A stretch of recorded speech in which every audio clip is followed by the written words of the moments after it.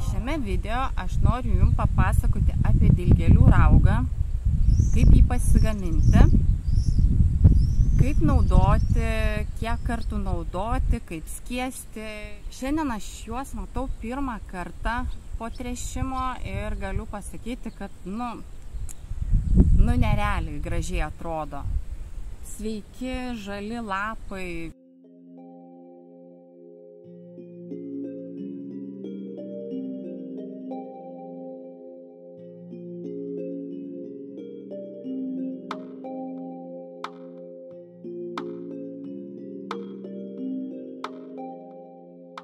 Čia kažkoks truputėlį nuvargęs. Turbūt, kad nors kas čia yra, ai ne šita, va, čia tik toksai mažiukas. O. Ir tokie nuvargę daigai, tai jie vat ir stengiasi užmegzti kuo greičiau vaisių,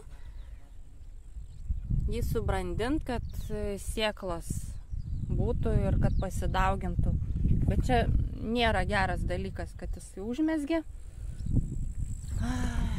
Jisai vargšas pasiligojęs. Tai va, nuskabysim.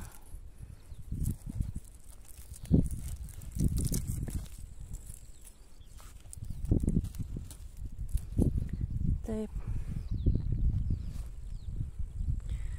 Šitą neduokimės. Gal dar jisai užaugs. Faini tie arbuziukai tokie. Jeigu palikčiau tą vaisių ant tokio mažo augalo, tai nei tas vaisius užaugtų normalus ir tas pats augalas nusibaigtų. Nieko absoliučiai gero nesigaus. Jeigu arbūzas neužaugins daug žalios masės, tai ir patys vaisiai nelabai užaugs. Gali būti maži, arba jų visai nebūti. Augalas gali greičiau susirgti, jeigu nebus stiprus ir pamaitintas. Tai dėl to reikia duoti pradžioj azotą. Dilgėlių raugas tai yra azotinė trąša ir ne tik azotas, yra ir kitų gerų maistinių medžiagų, kas skatina augti žalią masę. Dilgėlių raugas gaminamas tai labai paprastai. Prikarpiau pusę kibiro dilgėlių. Geriau jaunesnės imti dilgėles, užpilu vandeniu ir visą tą reikalą nunešu į šiltnamį ir palieku šiltai, panašiai savaitei, ir tom 10 dienų pasodinat arbūzą, užsiraugėt dilgėles ir po 10 dienų ateinat patręšti. Na ir ką, kaip ateina laikas tręšti, tai pirmiausiai pasitikrinkite, ar jūsų žemė drėgna. Jeigu sausa, tai tada prieš tai palaistykit arbūzus vandeniu. Na va, ir taip, o tręšiam santykis toks. 1 litras dilgėlių raugo ir 10 litrų vandens. Visą tai išmaišom ir laistom arbūzus. Tai kiekvienam daigui arbūzo aš skiriu 1 litrą, tai reiškia 10 litrų laistytuvą aš išlaistau 10 arbūzo daigų.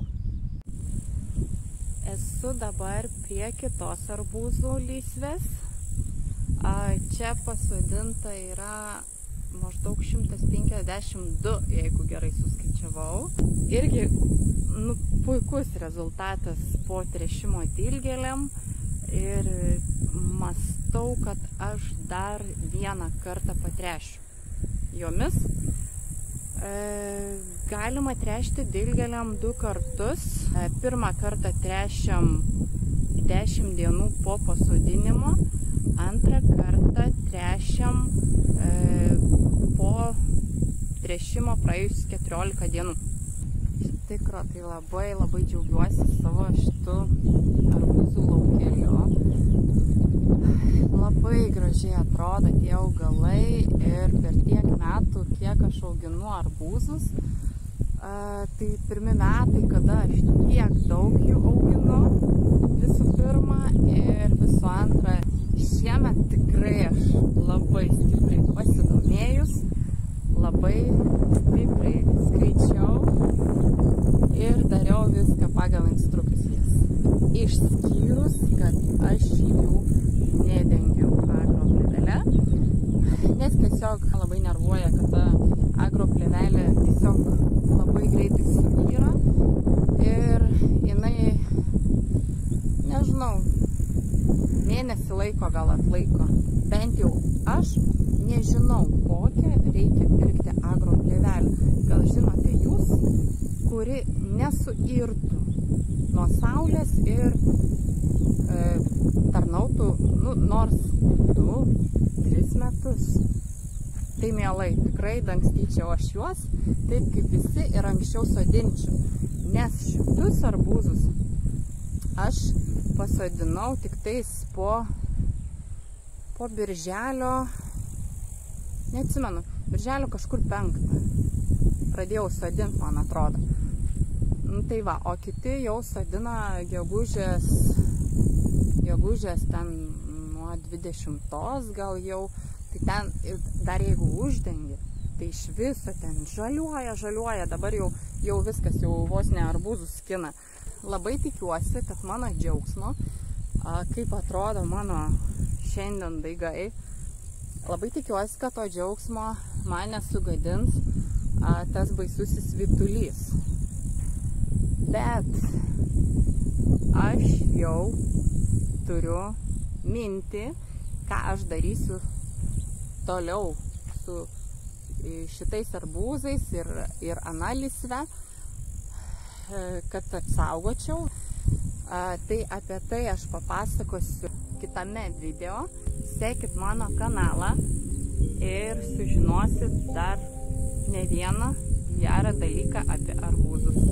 Kaip juos auginti ir svarbiausia, natūraliai, be chemijos, viską imam iš gamtos.